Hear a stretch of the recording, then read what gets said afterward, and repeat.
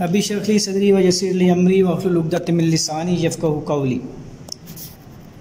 अस्सलामु अलैकुम dear students, आज हम दोबारा से डिस्कस करेंगे केमिकल इक्विलिब्रियम को। पिछले चैप्टर में हम लोगों ने रिवर्सिबल और इरिवर्सिबल रिएक्शंस के बारे में पढ़ा था। आज आगे चलते हुए हम लोग केमिकल इक्विलिब्रियम को एक्सप्लेन करेंगे। तो चलें शुरू करते हैं केमिकल इक्विलिब्रियम। ये डायग्राम में आपको तीन कंटेनर्स नज़र आ रहे होंगे, क्लोज कंटेनर। ये कंटेनर नंबर 1 है, ये कंटेनर नंबर 2 और ये तीसरा कंटेनर है। पहले कंटेनर में आपको ये 4 मोल्स ऑफ या 4 मालिक्यूल्स SO2 के नज़र आ रहे होंगे। जी ये SO2 के मालिक्यूल्स हैं, ये आपको नज़र आ रहे होंगे। और ये 2 मोल्स ऑफ ऑक्सीजन हैं या 2 मालिक्यूल्स हैं ऑक्सीजन की। अब जब ये मिलते हैं इस क्लोज कंटेनर के अंदर, या जब ये मिलेंगे तो 4 मालिक्यूल SO3 के बनने चाहिए। कैसे, आइए इसको देखते हैं। ये नीचे डायग्राम देखें, ये O2 का मालिक्यूल, यहाँ से एक ऑक्सीजन SO2 के साथ जुड़ेगा और दूसरा ऑक्सीजन दूसरे SO2 के साथ जुड़ेगा। एज अ रिज़ल्ट यहाँ से 2 SO3 बनेंगे, जैसा कि आपको यहाँ पर नज़र आ रहे हैं। इसी तरीके से ये दूसरा दूसरा ऑक्सीजन का मालिक्यूल है।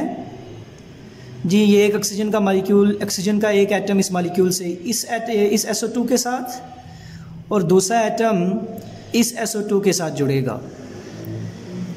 तो ये 2 SO3 के मालिक्यूल्स बन जाएंगे। इट्स मीन जो हमें प्रोडक्ट्स मिलने चाहिए वो 4 मालिक्यूल ऑफ SO3 मिलने चाहिए। लेकिन जब हम प्रोडक्ट्स को देखते हैं तो ऐसा कुछ भी नहीं मिलता हमें, बल्कि प्रोडक्ट्स में हमें 2 मालिक्यूल ऑफ SO3 मिलते हैं, 2 मालिक्यूल ऑफ SO2 बनते हैं और एक ऑक्सीजन का मालिक्यूल मिलता है, जो कि ये रिएक्शन की फॉर्म में भी मैंने लिखा हुआ है। Mean 2 molecule of SO2, 1 molecule of oxygen और 2 मालिक्यूल ऑफ SO3। यहाँ से हमें ये बात समझ में आ रही है कि जब ये 4 SO3 मालिक्यूल बने थे, जैसा कि हमने पहले सोचा था, तो इनमें से 2 SO3 मालिक्यूल दोबारा से कन्वर्ट हो गए हैं SO2 और O2 में। मीन ये एक ऐसा रिएक्शन है जिसमें रिएक्टेंट्स SO2 और O2 मिलके पहले SO3 बनाते हैं, प्रोडक्ट्स बनाते हैं, और फिर प्रोडक्ट्स दोबारा उन्हीं कंडीशंस के ऊपर रिएक्टेंट्स में कन्वर्ट हो रहे हैं। तभी तो हमें 4 मालिक्यूल ऑफ SO3 नहीं मिले। इसको मैंने नीचे दिखाया हुआ है, ये आप देख लें। ये 2 SO3 के मालिक्यूल्स हैं, ये आपस में दोबारा से रिएक्ट करेंगे, आपस में दोबारा से कोलाइड करेंगे, तो इनमें से ऑक्सीजन का मालिक्यूल अलग हो जाएगा, ये O2 अलग हो जाएगा और ये 2 SO3 के मालिक्यूल बन जाएंगे आपके पास। ये मिक्सचर का कंटेनर है जिसमें 2 मालिक्यूल हैं SO3 के, 2 मालिक्यूल हैं SO2 के और 1 मालिक्यूल है ऑक्सीजन का। यही रिएक्शन मैंने ऊपर लिखा हुआ है, 2SO2 प्लस O2, और ये रिवर्सिबल के लिए साइन डाला हुआ है और 2SO3 आपको ये नज़र आ रहा हो। आइए इसको थोड़ा सा एक्सप्लेन करते हैं। जी ये एग्जांपल, ये रिएक्शन आपके सामने लिखा हुआ है, दोबारा से देख रहे हैं इसको। 2SO2 plus O2 goes to 2SO3।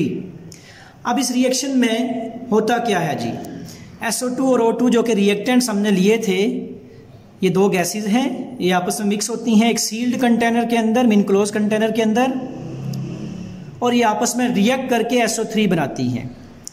SO3 दोबारा से डिकम्पोज होके SO2 और O2 बनाता है, या SO2 और O2 बन जाते हैं दोबारा से।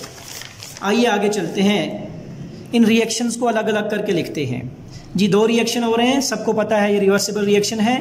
एक रिएक्शन जो लेफ़्ट से राइट की तरफ जा रहा है और एक रिएक्शन जो राइट से लेफ़्ट की तरफ आ रहा है। जो लेफ़्ट से राइट की तरफ है वो फॉरवर्ड रिएक्शन, जिसमें SO2 और O2 रिएक्टेंट्स हैं और SO3 प्रोडक्ट है।